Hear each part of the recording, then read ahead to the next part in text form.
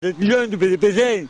Κατηγορεί το κράτος για το παιδί του που αργοπεθαίνει. Μέχρι πριν ένα χρόνο λάμβανε βιταμίνες, οι οποίες την κρατούσαν στη ζωή. Η 14χρονη Διονυσία Αλεξία γεννήθηκε 5 μηνών, πάσχει από τετραπληγία και έχει κριθεί ανάπηρη 100%. Δεν τους σήκωνα παλιά, ήταν η βαρύ του παιδί, ήταν 30 κιλά. Τι κατάσταση είναι 15. Οι βιταμίνες αυτές δεν χορηγούνται πια στο παιδί, με αποτέλεσμα σήμερα να έχει φτάσει από 40-15 μόλις κιλά και να αργοσβήνει μέρα με τη μέρα. Μου δώσανε έπαιρνε κάτι βιταμίνες από Γερμανία, δεν ξέρω από πού. Και τα άκουψε ο κύριος υπουργός ο Άδωνης, αυτό το υποκείμενο. Λοιπόν, και λέει... Προτέρεψε η κατάστασή του μόλις σταμάτησε να τα παίρνει. Μόλις κοπήκανε αυτά τα γάλατα, αυτές οι τροφές οι δυναμωτικές, το παιδί ένα μήνα εδώ έγινε 3 κόκαλα. Δεν το φέρα το παιδί έτσι εγώ, το παιδί έγινε έτσι. Οι φωτογραφίες που ακολουθούν στο ρεπορτάζ είναι σκληρές και οι γονείς καλό θα είναι να απομακρύνουν τα μικρά παιδιά από την τηλεόραση. Το παιδί παίρνει από αυτό το Άδωνη, από αυτό το υποκείμενο, από αυτό το κράτος. Νοσηλεύεται εδώ και ένα μήνα στο Καραμανδάνιο νοσοκομείο Παιδών, όπου οι γιατροί κάνουν ό,τι μπορούν για να την κρατήσουν στη ζωή.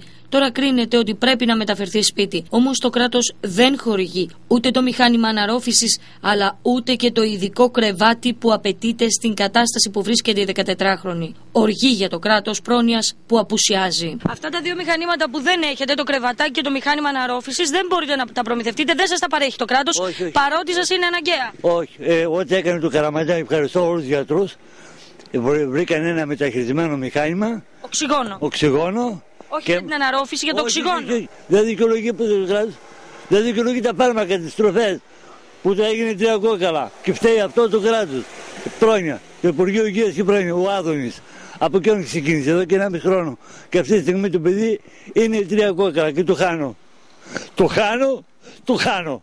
Κραυγή αγωνίας και απελπισίας από τον πατέρα της 14χρονης που βρίσκεται σε αδιέξοδο, γνωρίζοντας, όπως ο ίδιος τονίζει, πως το παιδί του, χωρίς τις βιταμίνες αλλά και τα απαραίτητα μηχανήματα, σύντομα θα αφήσει την τελευταία της πνοή. Αξίζει να σημειώσουμε πως ο κύριος Ευθύμης, παρά τα σοβαρά προβλήματα που αντιμετωπίζει, όταν άλλος συνάνθρωπός μας είχε χρειαστεί ένα αναπηρικό καροτσάκι, ο ίδιος απλόχερα προσέφερε βοήθεια, δωρίζοντας το αναπηρικό καροτσάκι της κόρης του που πλέον η ίδια δεν το είχε ανάγκη. Και με βοηθήσατε και ευχαριστώ πολύ το κανάλι και τον κόσμο που μου έδωνε γάλατα και μπιμπιλίνα και μακαρόνια από εσάς.